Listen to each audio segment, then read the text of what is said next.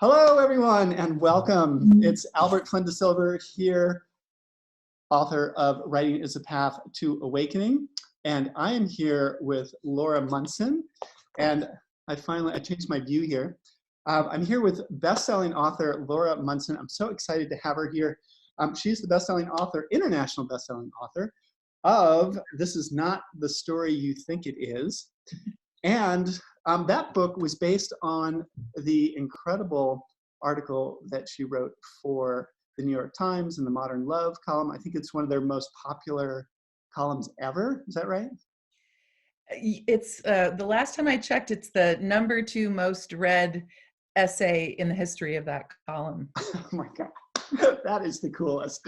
And she is also the author of this latest book, which is, I had to yank from my wife's paws. She's been reading it for the last few days. It was by her bedside. And this is not actually out yet, is it, technically? Pub date is March 3rd. March 3rd. So that's Super Tuesday. Is that right? I guess so. Yeah, it comes out next week, and I hit the road tomorrow for 6 weeks to promote it, and I can't wait to bring it out into the world. I love that book. Awesome. Well, so far she's loving it. So welcome, everyone. We're so excited. I wanted to bring Laura onto my little video cast here. We're not really calling this anything except an opportunity for my audience to learn a little bit about Laura, because we are teaching together at the wonderful 1440 Multiversity, April 3rd through the 5th. And I guess maybe for your audience to learn a little bit more about me. And so we're going to have a little bit of a conversation here for about 30 or 40 minutes. And I wanted to ask Laura a few questions about writing and her process and practice. And maybe, I don't know if there's time, you can ask me a couple of questions, because this is kind of what I think we're going to be getting at on our retreat on April 3rd through the 5th at 1440 in the Santa Cruz Redwoods, which is going to be completely amazing. We're going to talk a lot about process and practice. One of the reasons that I feel such a great alignment with you, besides the fact that you're a completely amazing writer and a fabulous teacher, by the way, I forgot to mention the fact that you are the founder of the much acclaimed Haven Writing Retreats, which if you haven't been, you should go to Laura's Haven Writing Retreats up in the magical mountains of near Whitefish, Montana. Is that right? That's right, near Glacier National Park. Glacier National Park. Amazing. Totally amazing. And the thing that's great about this connection, why I feel so much alignment with you, is because I feel like a lot of what I've been doing the last few years is really generative practice and process. And what you're so amazing at, besides generative writing process, is going deep with people and really developing the craft and getting into the editorial and intensive feedback and critique, positive, constructive critique. And so I think this is a really good combination and a collaboration that's sort of like, some of my work is a little bit of an entry point for people that come back into the writing. They might have lost that joy, or they might have gotten caught up in work life and their busyness of family, and all of a sudden they're like, oh God, I've always loved writing, but I've ignored it for a number of years. I really want to get back into it. And then they find themselves journaling and maybe coming to my workshop and then realizing, oh, I would like to write a book of poems or a memoir or a novel. And so maybe then I should go to Laura's Haven Writing Retreats and get that next level of depth and insight. So I think there's a really nice symmetry between our work. Yeah, I agree, Albert, because I say this all the time to people that we can turn a phrase or twist a plot or have a fabulous command of the English language until the cows come home, as they say around here in Montana. But if we don't have our finger on the pulse of what's behind what we have to say, then we'll never build that bridge to the reader, because we haven't built that bridge to ourselves. So it begins with what you're teaching people, this idea of mindful living. And I say to people also, writing isn't just writing. It's living in a way that helps you to find what it is that you have to say. So writing can be an intentional walk. with your dog, or a bath, or anything that you do. I say to myself, writing is my practice, my prayer, my meditation, my way of life, and sometimes my way to life. And so that's Beautiful. what I'm trying to help people find, because especially if you can turn a phrase and twist a plot and have a fabulous command of the English language, the reader will read your work and not connect and be frustrated and not understand, because they'll think, wow, this is just such muscular, prose. But if the author isn't in touch with their intuitive place, their self-awareness, whether they're writing fiction or nonfiction, they'll never build that bridge to the reader. So that's why people who come to my retreats, some of them are writing books and some of them aren't, and it doesn't matter. That's the work we're doing ultimately, is raising your self-awareness. Yes, exactly. Well, and that's why I wrote Writing is a Path to Awakening. And that's you're speaking to that awakening part, like that, in cultivating that intuitive sense, that creative genius that, in my experience, and you probably noticed this as well, that everybody has this capacity to speak truth, to express truth through words, through language.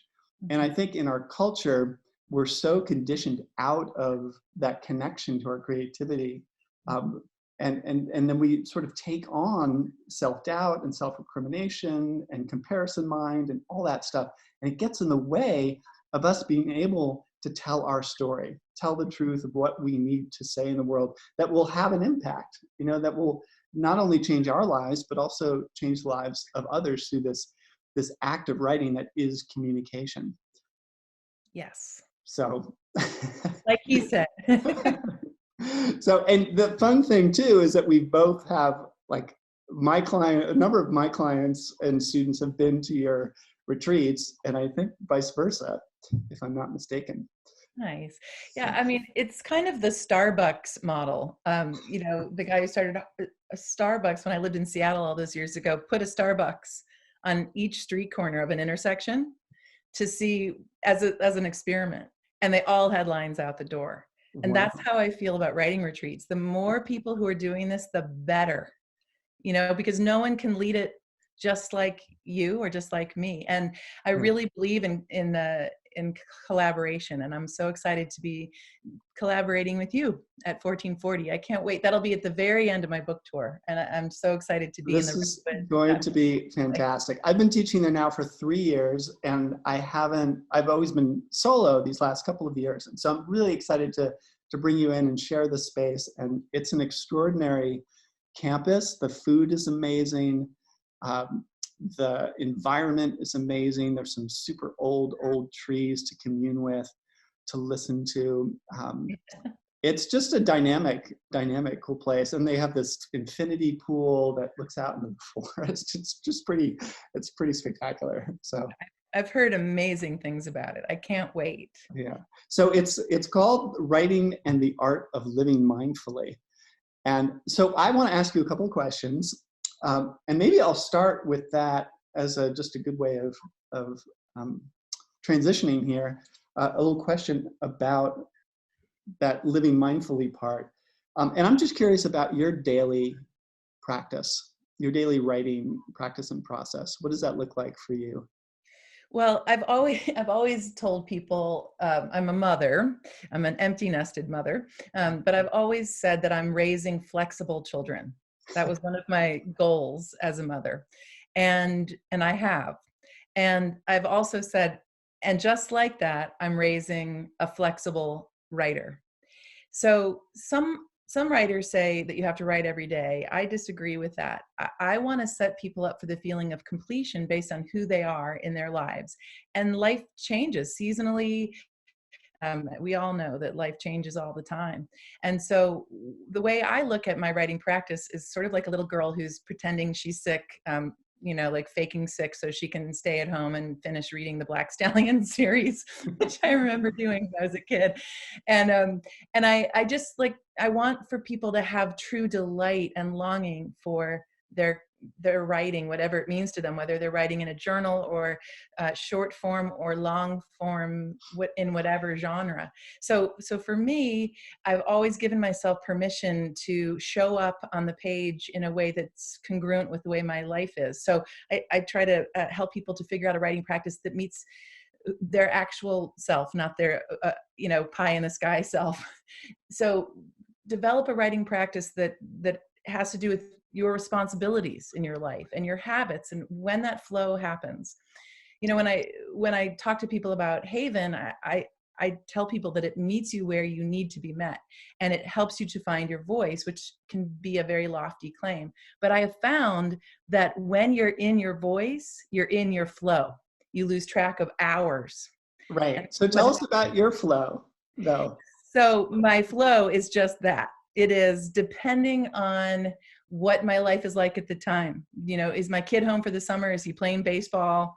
Maybe I'm not going to write all weekend because he's, I'm going to be sitting in the stadium. So it really changes based on what my habits are in that time. In the summer, I'm out all the time. I'm hiking around the mountains. I'm swimming in lakes.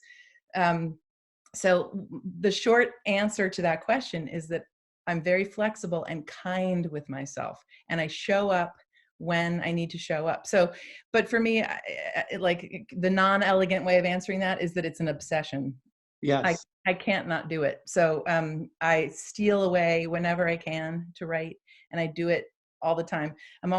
Usually I'm working on like 2 or 3 books. Right now I've got this book that just is coming out next week, and then I've got 2 other books that I'm working on right now. So speaking of books, so this was a question that this is something I read about you before we met, that you had written an amazing number of books before your first memoir was published, which was what, 7 years ago, 8 years ago? Yeah, it came out in 2010, and then the paperback came out a year later, and then it was published in 9 countries. So I actually promoted that book for 6 years. That is amazing. Yeah. How many? So and like I all was of the main us. character. Sorry, go ahead. Well, I was just gonna say, like all of us, we've written, numerous books, many of which have not been published or whatever, because a writer is someone who writes. But tell us a little bit about that. I'm curious of that history of your writing and completing projects, whether they get published or not. Yeah, well, in 1988, when I graduated from college, I was living in Boston at the time, and I knew I wanted to be a writer, and which meant that I, much to my parents' dismay, cocktail waitressed and drove a delivery truck for a flower shop in Harvard Square and tended a woman's orchids and did whatever I could. And I remember the exact moment that a friend of mine said, "You're really going to be a writer? What if you never get published? If you could look into your future and see that you're never going to get published, would you still write?" And I remember, Albert, I did not bat an eyelash. It was, yes, I will. This is what I do. It's my practice, my prayer, my meditation, my way of life, sometimes my way to life. That's awesome. What an amazing question for a friend at that age to ask. Right, like 20 years old. And it's true. So I started writing my first novel that year, and I've lost track. They're all on the other side of this wall in my office, in my closet. So I think I've written something like 22 or 24 novels. I've got about 6 of them that I think are good, and I'd like them to find their way to print. I've also written a few other memoirs. And since my memoir, This Is Not the Story You Think It Is, in between that book and Willis Grove, which is a novel, I wrote 2 books. So they're exercises in learning. And if none of those books on the other side of that wall if none of them ever get published, will they be worth it? Yeah, they will, because they were exercises in learning and they taught me my craft. So my real commitment was to sit at the intersection of heart and mind and craft that is the writing life. Yes. And I wasn't so focused on getting published. I needed to learn my craft. So I haven't submitted 24 of those books. Right. But I do have about 6 that I think are good. Now, once you do get published in one genre, and then you want to be published in a different genre, it can become a little political, so you have to prove yourself all over again. and fiction is my true love. So I'm Mhm. known for nonfiction. And so I wanted the next book after the memoir to be a very specific kind of novel Right. to prove myself as a novelist. And then I'll go back and hopefully get those other books published. I love it. That is so beautiful. So beautiful. What a journey. You know, and I know what you said, like I started as a poet and then I wrote a memoir and then Beamish Boys.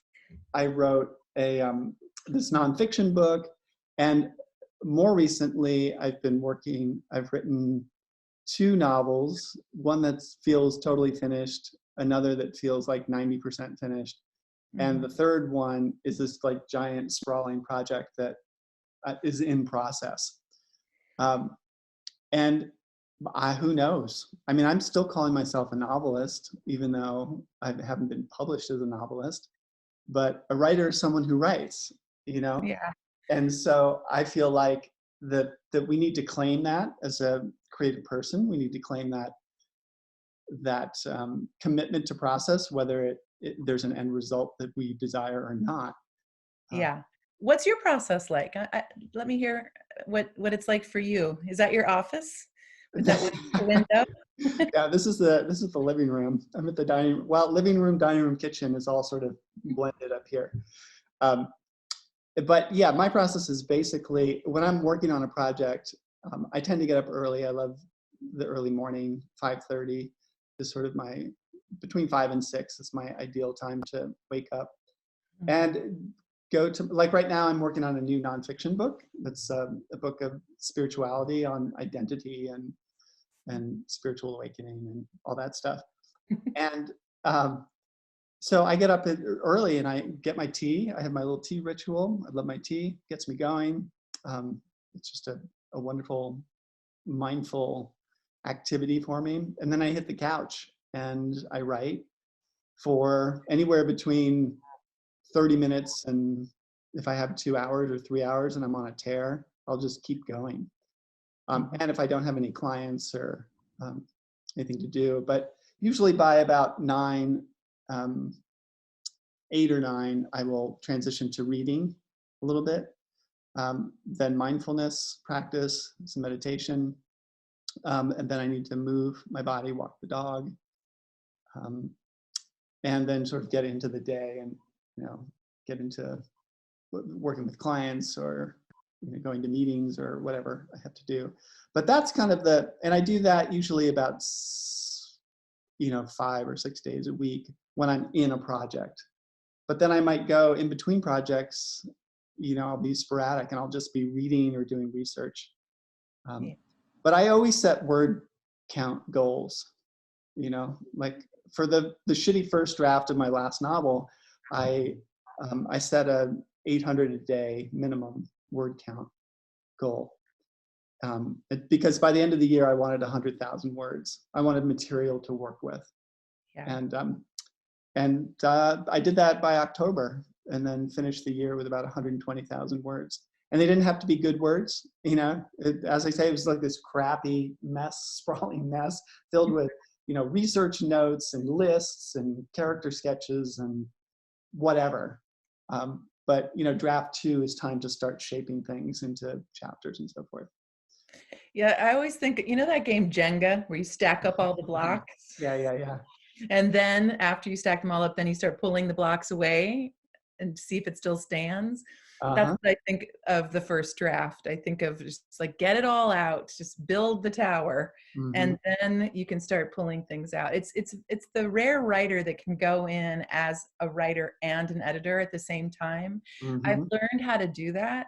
But for instance, this book that's coming out, Willis Grove, this is the 19th draft of that book. Wow. I love the editorial process. You were asking about process. I love the editorial process. You have to, as a writer, and you have to know that that first draft might not even make it into print, or the first 30 pages often are. I had a teacher in college who used to say, "Stop clearing your throat, Miss Munson, and write." And that's a lot of, and I edit a lot of people's work now. I've got 1,000 alums of my Haven writing programs. And so I've been able to edit many books and plenty of them have gotten into print, and often it's those first 30 pages that are disposable. Willis Grove, the first 2 drafts I wrote from scratch. So it, once upon a time kind of thing, finished it, realized that I was being way too heavy-handed as the author, not letting the characters tell the story. Right. So that's good. It's like all those books on the other side of this wall. They're exercises in learning. Okay, got it all out. Did the Jenga tower, it toppled, started once again, once upon a time kind of thing. And then I built off that second draft. And so even in the 11th hour of editing this book, once I'd been paid for it and the whole thing, I found little things that needed to get pulled out, and they make the book more interesting and actually more structurally sound. Fantastic. You gotta love the process. Writers out there, you gotta love the process. You've got 2 of us echoing that at the same time. Gotta love the process. Yes. And you shouldn't do it alone. You need help from people like us who walk the walk and understand, right? Like, it's such a solitary act. One of my favorite authors, and I'm honored to call her friend, Terry Tempest Williams, says, I write in a solitude born of community. I write in a solitude born of community. I love that. And that's what we're doing. You and I are creating community around something that ultimately is done in solitude. I always say to my students and clients, it takes a village. We think of the book as like this thing that we have to do on our own and like write the thing and edit it and bring it to the world. But we don't, and especially when you have that gift of going with a mainstream publisher, I was amazed. I was so surprised. I was like, oh my God, they're giving me a copy editor and an editor, and they're giving me a publicist, and they're giving me like all these people. I mean, I was amazed at how many people were involved with my book project. It sounds true. Like, it was wild. And so that's really beautiful. But it's also true with, when I did Beamish Boy was was kind of a hybrid project. I mean, I published it basically myself, but as a publisher, I had ISBN numbers and I had sort of connections with various reviewers and so forth. But so that was also like connecting with professional editor. I think I worked with like 4 or 5 different editors on that book, independent editors. And then all the people who did the design work and anyways, we get the point. We get the point, Albert. So I have another question for you. One more question, because I don't want to take up too much of everyone's time, but I'm curious, like, in this sort of metaphysical way, I'm curious where creativity comes from for you. Oh, well, I grew up in Chicago and I still consider myself a city girl. That said, I have lived in the northwest corner of Montana for almost 30 years. And I have raised many dogs and horses and 2 children and myself, because I moved here in my 20s and I'm in my 50s now. And I think I'm pretty much here to stay. Walking in the woods every day, really knowing the trees that are on the other side of this computer. I know them well, and they have me on my knees with humility and lessons. Montana has been my very best teacher. And, I can't imagine living in a place where birds don't migrate, because birds have become a huge part of my life, and they're woven throughout Willis Grove. And just the other day in the marsh behind my house, I heard the first red-winged blackbird, and we still have snow on the ground, and it's just this sign of hope. And then when they all leave in the fall, there's this dormancy that happens, and that's actually when I do most of my writing is in the winter, when everything is quiet and blanketed in snow. So I don't know if that's the answer to the metaphysical question, but I do a lot of, I live a life of silence here, really. I mean, I've got the gift of the gab. I like to talk, but I spend a lot of time in silence, wandering, noticing. And to me, that helps me to understand what I was saying at the beginning. And that is that intuitive place that we need to tap into in order to express ourselves, whether it's in the written or spoken word. So would you say that in that regard, that creativity for you comes from the trees and from the red-winged blackbirds and There's from, a language. They're all talking. There's a line in my book that I love that's see if I can remember it. It's, you know, we're all fluent in this language of community, yet we so rarely speak it. It really is our mother tongue. Well, that fluency, that language is going on all the time, everywhere we are, whether we're in New York City or in Montana or in Sausalito. It's that language is there for us. We just have to tune in. There's also another line in the book that I love that one of the women lives in New York City and she's out in Montana having this experience that's in Willows Grove. And she says, "Ah, I just want to take back home what I've learned here. Being out in nature has transformed me," or she says something like that. And then Willa says to her, and I'm not Willa, but Willa says to her, "But Jane, you are nature." Ooh, what clever that was. that's our cue. That's our cue. That's our, Jane, you are nature. And I want people to read this book and to learn how important, there it is to listen to what's going on in the natural world all the time. And that's why I can't wait to be at 1440 with you. It's going to be a perfect ending to all of this concrete jungle, you know, peddling of my book for 6 weeks, and then to end it in the redwoods. There yeah. is a language. We just have to tune into it. And also I'll say about Willows Grove, the book was inspired by leading retreats. It's dedicated to all of the people who've come to Haven. And Beautiful. yeah, because, and you know this too, and this is, I want your audience to know this, that something happens when we leave home, we step outside of our comfort zone, and we intentionally gather for the express reason to somehow move forward in our lives. And to me, there's no better way to do that than through the written word, but it's not ultimately about the words. It's what's behind them and what's in between them, and then what's left in their wake. And that's what I'm all about. And I know you are too. So I'm just so excited to bring our work together and to bring it into the redwoods of Me 1440. too. Well, so beautifully said. You are nature.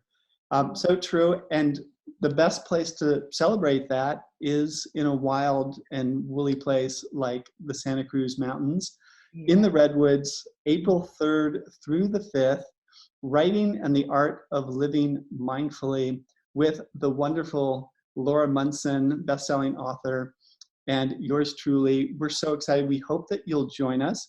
And if you have questions about the retreat or the workshop, you can go to either one of our websites. You can go to, it's at lauramunson.com. Yep. Yep, lauramunson.com or albertflynndesilver.com. Or to register for the 1440 event, you can go straight to their website, 1440.org. And then you'll have to search one of our names to find our retreat, Writing and the Art of Living Mindfully. So Laura, thank you so, so much. This was so cool. This was so great. And I'm so excited for everyone to connect with you and to learn a little bit more about you. I can't wait to teach together. And we'll see each other really soon. It's going to be a beautiful thing, Albert. Thanks for the opportunity and the collaboration. I'm really excited. Absolutely. And thank you all for tuning in. Until next time, live well, love well, and write well.